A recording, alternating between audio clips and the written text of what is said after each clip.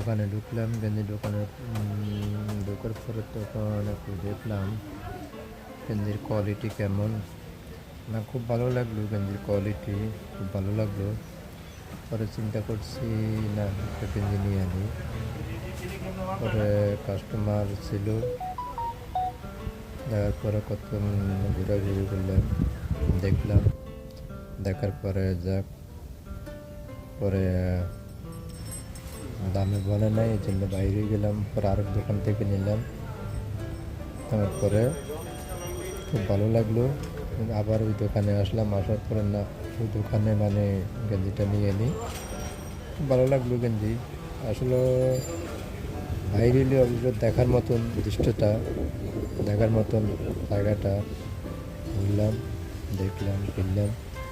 তো ভিডিওটি দেখতে থাকুন, দেখতে দেখতে ভালো লাগবে। অবশ্যই একটা লাইক করবেন যদি ভিডিওটি ভালো লাগে আপনাদের।